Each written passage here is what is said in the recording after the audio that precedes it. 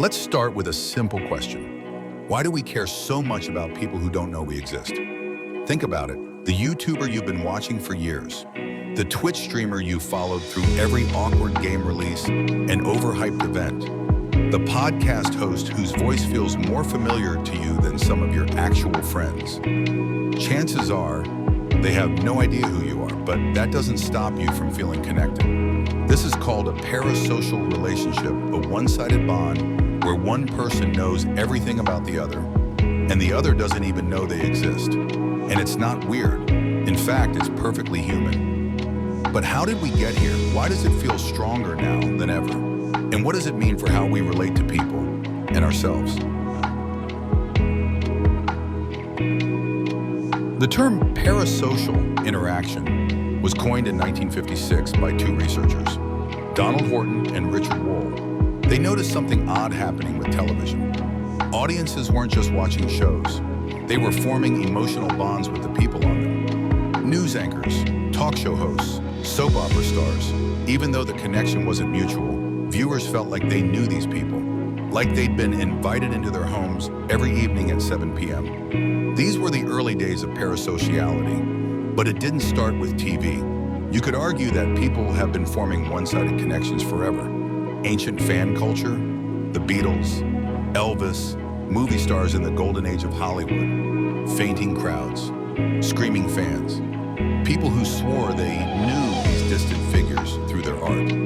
What changed with TV, and later the internet, was accessibility. Celebrities went from mythical to familiar, and eventually, influencers went from familiar to practically in your pocket.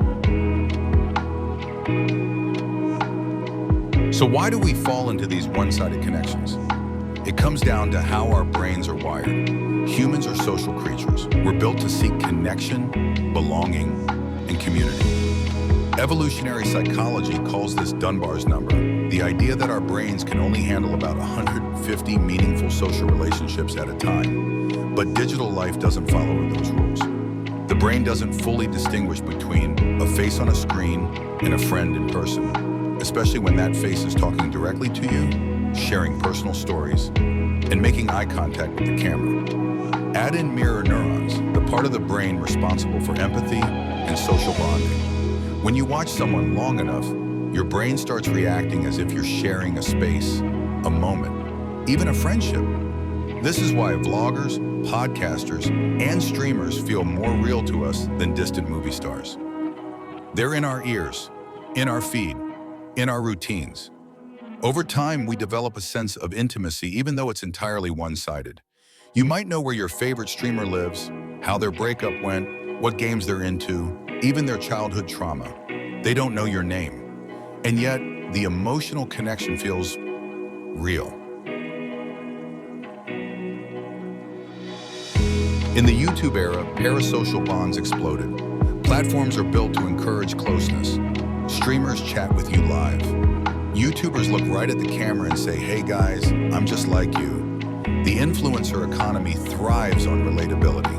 Not polished celebrity, not distance, but the illusion that this person, this streamer, this creator could be your friend if circumstances were just slightly different. Algorithms reward engagement.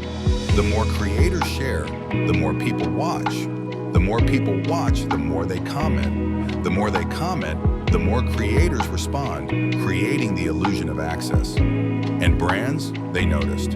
Influencers monetize these parasocial dynamics through Patreon super chats, paid memberships, behind-the-scenes content. The more invested you feel, the more likely you are to support financially. It's not manipulation, it's just the business model now.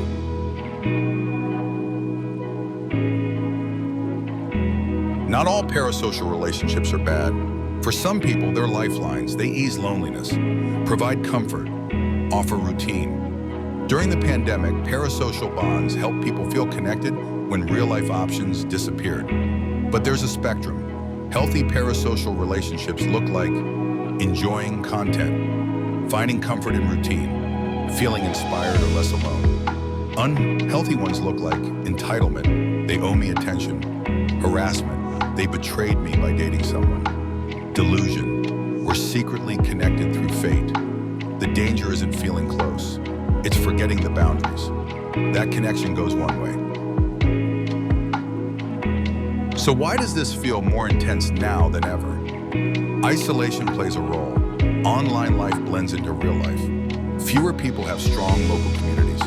The rise of the loneliness economy platforms and creators profiting off attention and emotional connection means parasociality isn't going away. In fact, it's evolving. Virtual influencers, AI companions, VTubers. The future will blur the line between real connection and simulated intimacy even further. Parasocial relationships aren't inherently good or bad. They're just human, a reflection of our need to connect, to belong, to feel seen even if the person we're watching can't see us back. The feeling is real. The bond is real. To you. And that's worth understanding, not dismissing.